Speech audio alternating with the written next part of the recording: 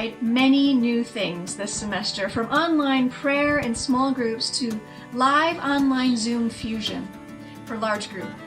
I was excited to see how the students were so willing to try something completely outside their normal wheelhouse. The online Zoom large groups served as an amazing way for students to reconnect, lean and learn from Scripture, share testimonies of what God was doing in their life, and join in corporate prayer and worship. However, the students also use these times to just enjoy hanging out with each other, helping out each other with their homework, catching up on what was going on, and laughing together for hours. One of our public safety officers, who's made it a practice to swing by after large group for many years, has even been jumping on the call to just check in and see how his favorite InterVarsity students are doing. It was such an encouragement to see the students leaning into this new kind of community. They're even asking if we can continue to do this through the summer, if we must continue to be apart from each other physically. I think is some of the ways that it's challenged me to think about ministry through a relational lens, something that I'm not prone to. I'm kind of a strategic thinker. I like structures, I like managing projects.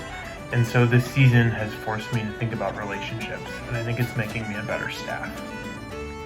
And I tried a new debrief method for MUP this year, and so the students were invited at the end of each day to create 2 pieces of art to process their experience over the last day. And one piece of art, the prompt was that it should represent something that they experienced of brokenness throughout that day. And then the second piece was something where they experienced the kingdom.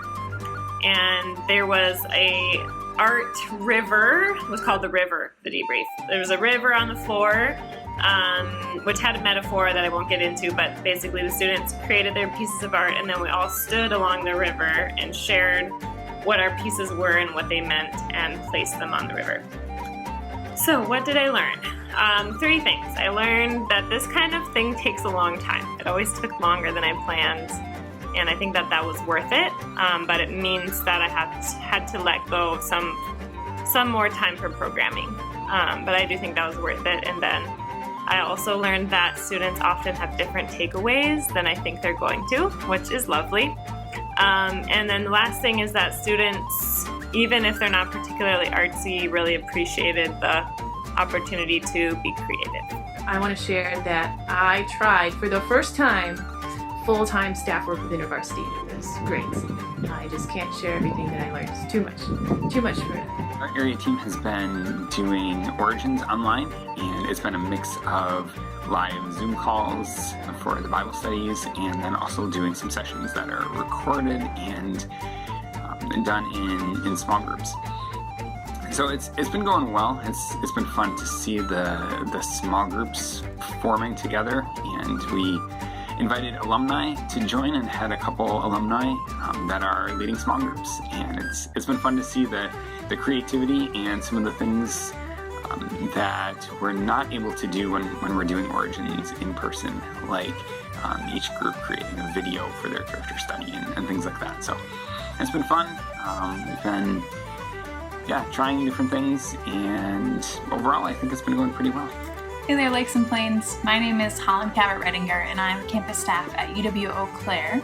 And one of my roles on our team is to put together our weekly large group gatherings every Monday night at 7 p.m.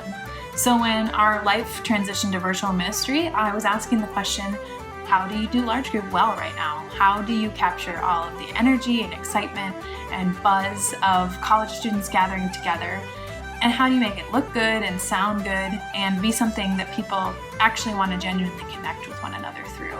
Especially if for a chapter like ours, something like Zoom wouldn't work super well. And so after a couple of weeks of trying out different platforms and a couple of large groups that really did not look or sound very good, I discovered something called OneStream, which essentially allows you to live stream a pre-recorded video. And so that took a lot of pressure off of the details of 7 p.m. Didn't depend on Wi-Fi.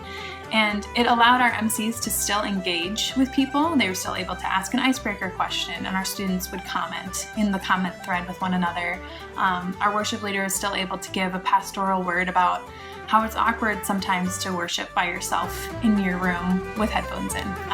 Or our speakers were still able to engage our students in a similar way with the comment thread or having them text one another. And I'm grateful for that, because large group is such a sacred space for our students.